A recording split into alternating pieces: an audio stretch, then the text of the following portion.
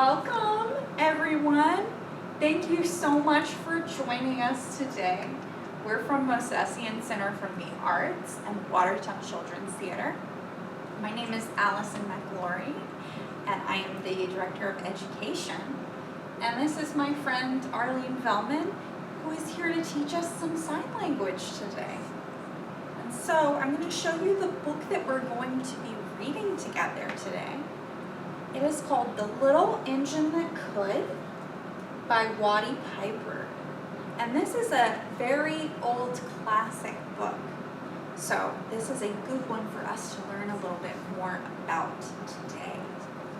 And so we're going to start with Arlene telling us a little about some of the signs we're going to see her do in the story, and that we're going to get to do together.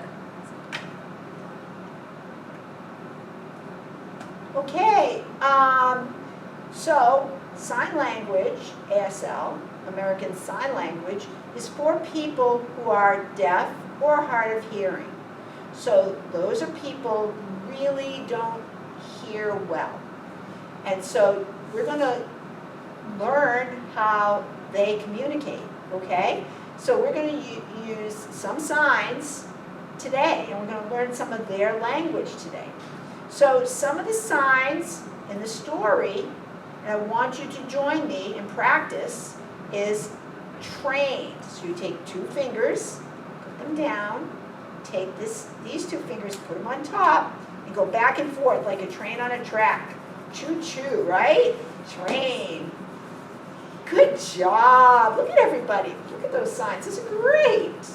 Okay, train. And we're going to be talking about the little train. We're going to be talking about a big train.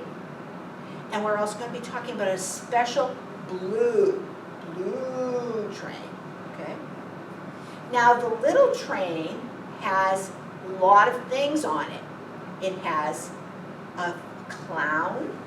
So we're going to just play with our little noses. A clown. Did you get that? Perfect. It has dolls. And you know how dolls have those little noses that look like ski slopes? Okay, so we're going to go dolls. You know, like Barbie dolls, Ken dolls, dolls. And it's going to be talking about bringing good food. So, food. Eat food. Good job. Now, some of the characters that we're bringing things over this mountain to are boys. That's with the baseball cap. Girls, a long time ago, girls would have big hats with ribbons to hold them on. The hats were called bonnets. And so we just recognized the ribbon that the girls would wear. And now, to be even more inclusive, we can also say children. And that comes from the idea that we're patting the heads of the children.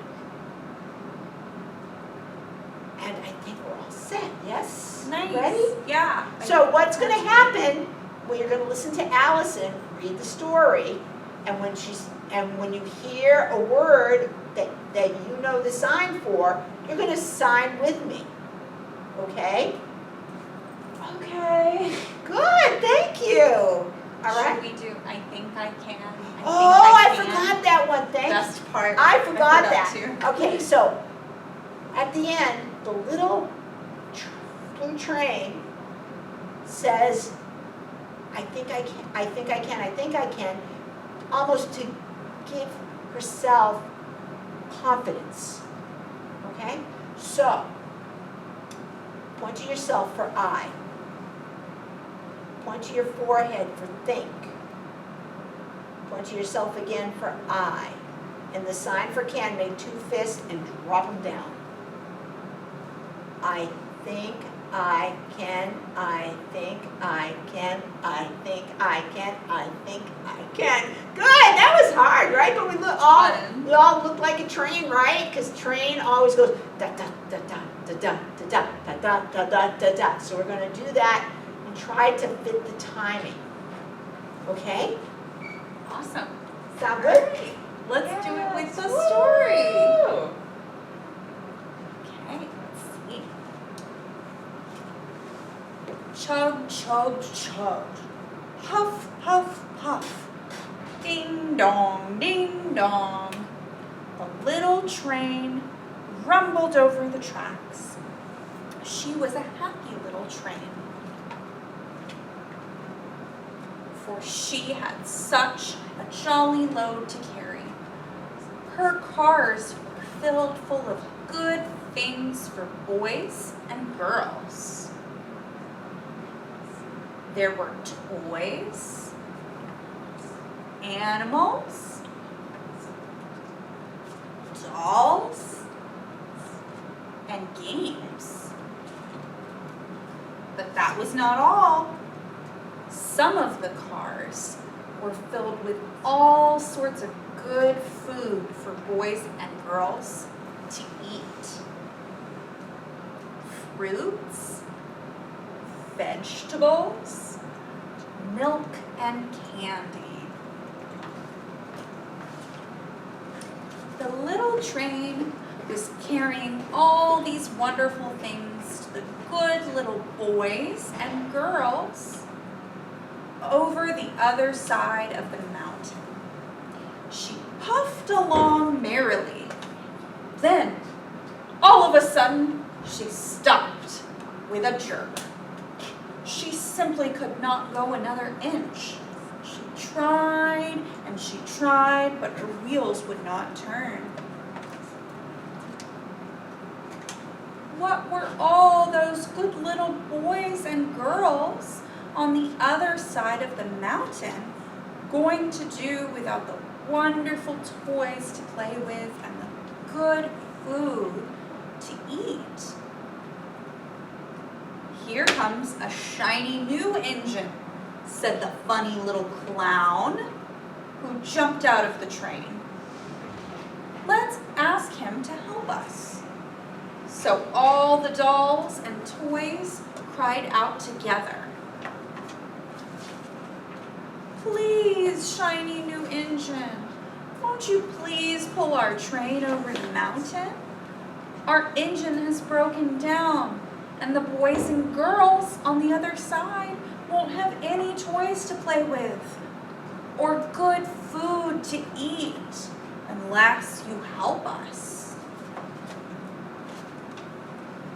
But the shiny new engine snorted, "I pull you? I am a passenger engine. I am much too important to pull the likes of you. Indeed not." And off he steamed to the roundhouse, where engines live when they are not busy.